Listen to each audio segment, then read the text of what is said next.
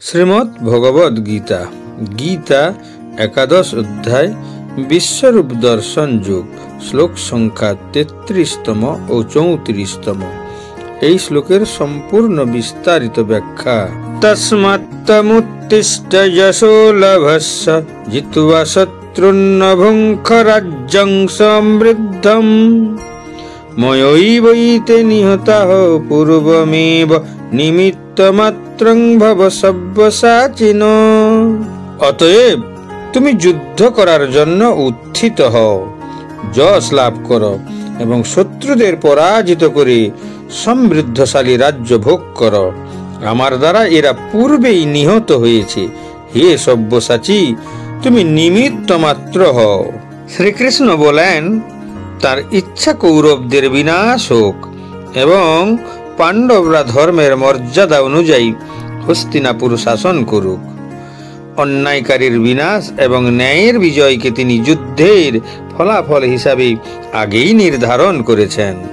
বিশ্বের কল্যাণে তার মহাপরিকল্পনা কোনোভাবেই তাকে টলাতে পারে না। তিনি অর্জুনকে বলেন যে তিনি চাইছেন অর্জুন যেন তার কাজ সম্পন্ন করার নিমিত্ত হন। ঈশ্বর তার কাজের জন্য অন্য কারোর সাহায্য আশা করেন না। যেখানে মানুষ ঈশ্বরের সেবা ভক্তি করে দৈনন্দিন সুখ পায়, ঈশ্বরের সন্তুষ্টির জন্য এরকম কিছু সুযোগ পেলে সেটাকে আমরা ঈশ্বরের বিশেষ কৃপা বলে মনে করি এবং ঈশ্বরের নিত্য সেবক হওয়ার সুযোগ পাই। তিনি অর্জুনকে স্মরণ করিয়ে দেন যে তাঁরই কৃপায় ধনুর্বিদ্যায় অসাধারণ দক্ষতা অর্জন করেছেন। তিনি অর্জুনকে অস্ত্র হাতে উৎসাহিত করেন। এজন্যই তিনি অর্জুনকে সব্যসাচী বলে সম্বোধন করেন, যার অর্থ সেরা তীরন্দাজ। কারণ অর্জুন সেরা তীরন্দাজ ছিলেন এবং তিনি যে কোনো একটি হাত দিয়ে তীর ছুঁড়তে সক্ষম ছিলেন। এছাড়া ভগবান শ্রীকৃষ্ণ এও আশ্বাস দেন যে যারাই অর্জুনের সাথে যুদ্ধ করবেন তাদের সবাইকে তিনি আগে থেকে বধ করে রেখেছেন। অর্জুন এই যুদ্ধে কেবল নিমিত্ত মাত্র। তাই হে অর্জুন, তুমি নির্ভয়ে যুদ্ধ করো, বিজয়ী হও এবং রাজ্যসুখ ভোগ করো। দ্রোণং চ ভীষ্মং চ জয়দ্রথং চ কর্ণং তথান্যানপি যোধবীরান ময়া হতাং স্ত্বং জহিমা বথিষ্ঠ যুদ্ধস্য জেতাসি রণে সপত্নান। ভীষ্ম, দ্রোণ, কর্ণ, জয়দ্রথ এবং অন্যান্য যুদ্ধ বীরগণ পূর্বেই আমার দ্বারা নিহত হয়েছে। সুতরাং তুমি তাদেরই বধ করো এবং বিচলিত হয়েও না। তুমি যুদ্ধে শত্রুদের নিশ্চয়ই জয় করবে। অতএব যুদ্ধ করো। কৌরব পক্ষের অনেক সেনানায়ক এর পূর্বে যুদ্ধে অপরাজিত ছিলেন। যেমন জয়দ্রথ এমন বর পেয়েছিলেন যে তাকে হত্যা করার পর তার মাথা মাটিতে পড়ার সাথে সাথেই তার বিপক্ষে যে তাকে হত্যা করবে তার মাথাটি টুকরো টুকরো হয়ে যাবে। কর্ণের কাছে ইন্দ্র প্রদত্ত শক্তি নামে একটি বিশেষ বাণ ছিল, যা ব্যবহার করে তিনি যে কাউকে হত্যা করতে পারতেন। কিন্তু এটি মাত্র একবারই ব্যবহার করা যায়। তাই কর্ণ এটিকে অর্জুনকে হত্যা করার জন্য সংরক্ষণ করে রেখেছিলেন। দ্রোণাচার্য ঈশ্বরের অবতার পরশুরামের কাছ থেকে সকল প্রকার অস্ত্র নিষ্ক্রিয় করার জ্ঞান অর্জন করেছিলেন।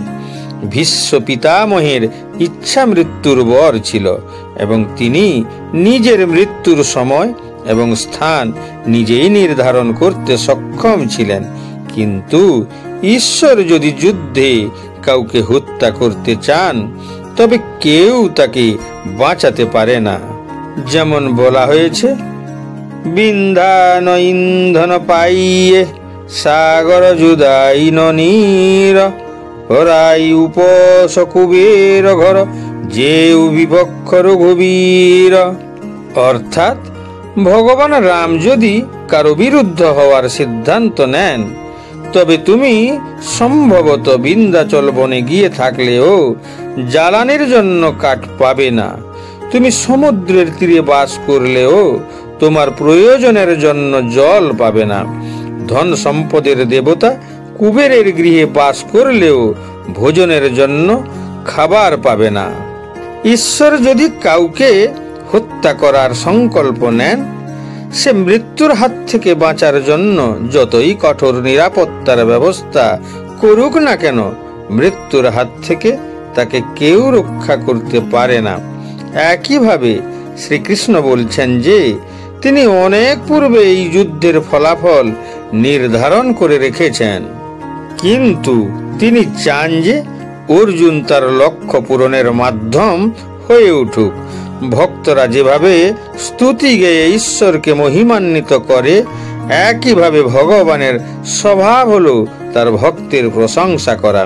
তাই তিনি এই যুদ্ধে জয়ের কৃতিত্ব নিজে নিতে চাননি, শুধু সারথি হয়ে পাণ্ডবদের পাশে থেকে বিজয় নিশ্চিত করতে চেয়েছেন।